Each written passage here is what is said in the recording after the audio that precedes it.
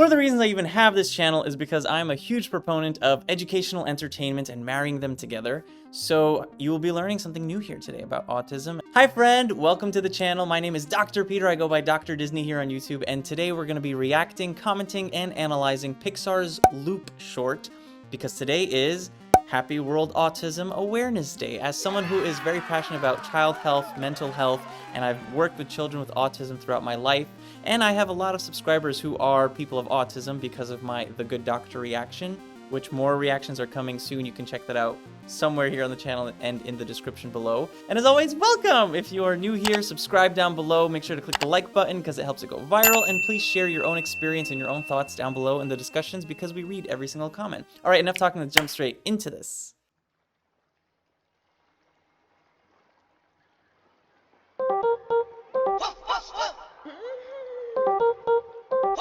All right, campers, eyes and ears open, and work with your partners to make it a good loop. Ooh, interesting. Hey, Renee. Renee.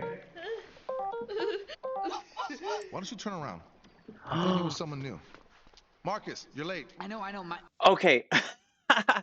So much to discuss even just from this beginning part. It's so interesting. We already have a window into Renee's mind, and one thing that people with autism struggle with, there are different layers of this. There's social difficulties, communication difficulties, language difficulties, and behavior. So one of the behavior things, and they all kind of tie in together.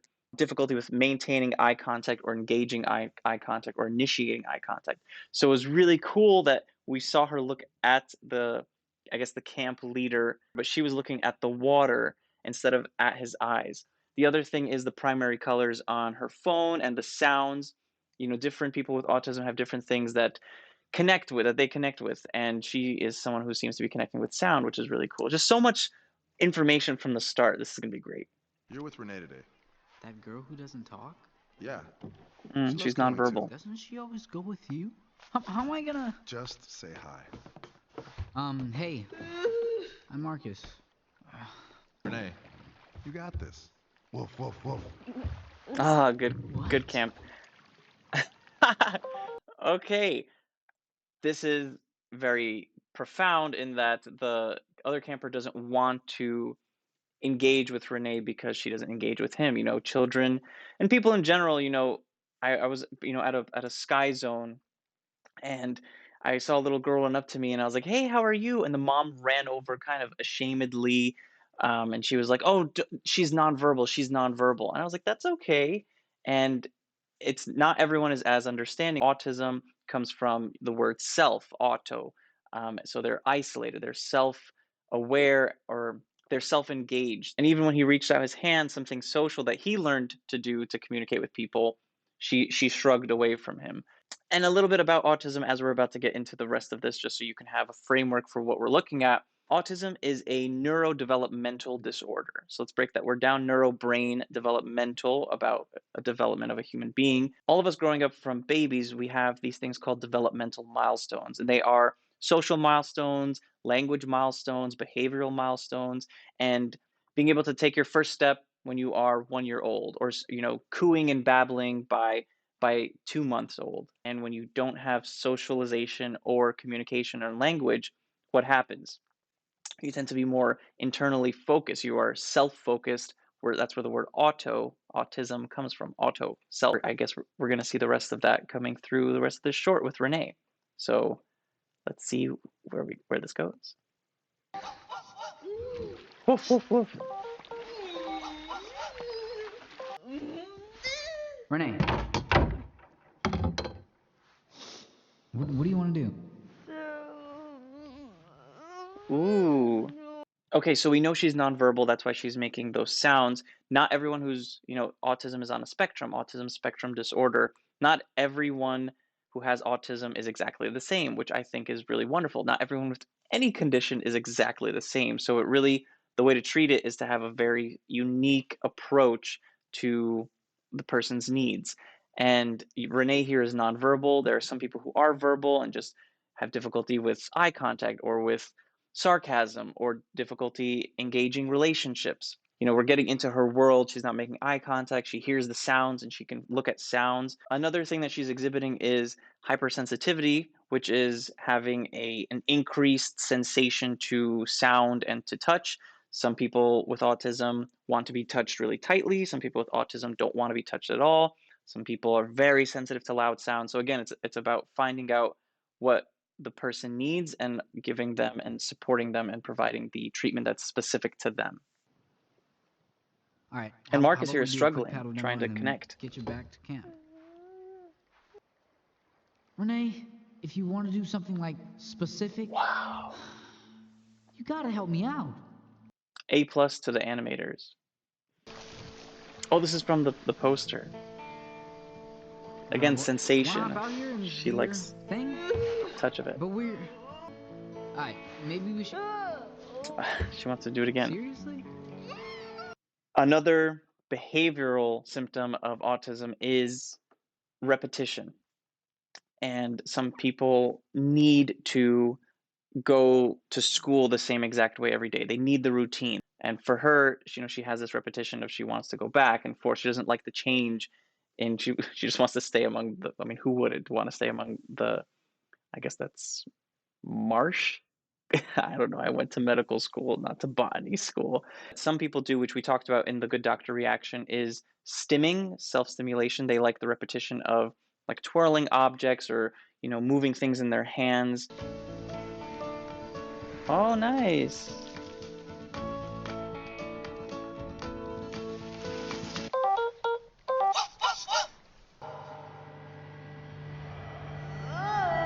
Oh, it's too loud. Oh, Why'd you do that? he's too loud for her. Renee, calm down. We're okay. Why are you... Oh my goodness. Okay, okay. I wish I'm watching this and I'm just feeling the need, and I hope that they have this in places like camp and schools where they teach the other students, the classmates, how to engage appropriately, because he's doing all the things that are wrong. He's raising his voice. He's not being, you know, sensitive to her needs, and he grabbed her, which we don't know exactly if that's something she would enjoy. It seemed like she didn't. And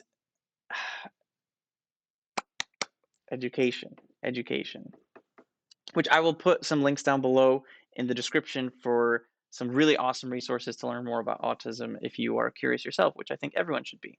getting so mad? Oh, No! the phone. I'm so sorry, Renee. Just stop crying. Hey, let's just get back in the canoe.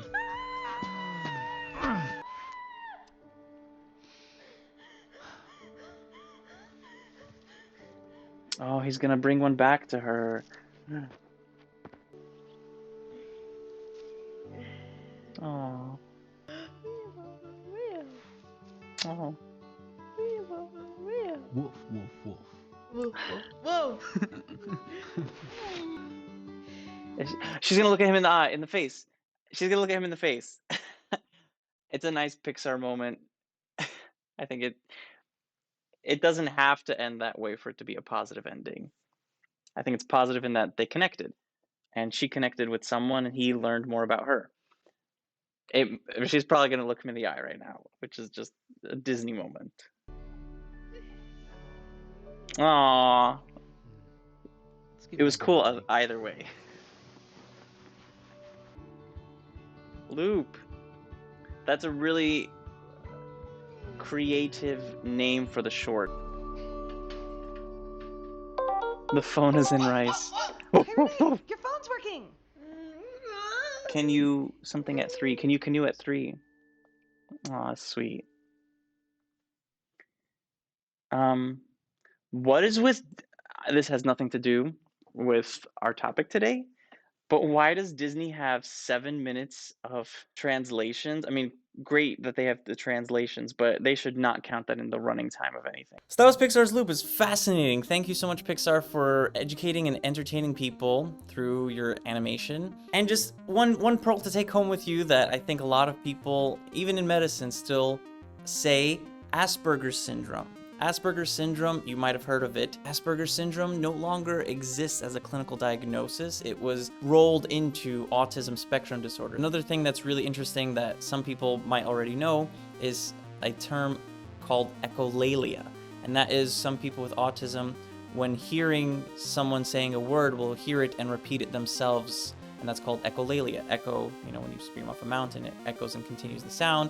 And the other thing is that Marcus learned in this video that we can all take home is with anything, autism is one, with any condition, it's about giving people the space to communicate however they can, ask them questions, give them an open space, and hear them. Thank you so much for watching this video. If you are interested and if you have more questions, please put them down below. I'm going to be linking some awesome resources in the description. And if you are someone who has autism or someone you know has autism, please share your experiences down below. We love to hear them. So thank you all so much for watching. Happy Good Friday. Happy World Autism Day. Happy April Fool's Day yesterday. Happy Doctor's Day. That was a couple days ago. And happy World Theater Day. It feels like that all those things are part of my channel. And World Health Day is coming out April 7th. And I'm planning a big video coming out on that day. And I hope I can make it. So thank you all so much for watching. Please like and subscribe. And as always, be safe, be strong, be swag. God bless you. I'll see you in the next video. Also share this with someone if you feel that they will learn from it. And make sure to get your vaccine. Bye!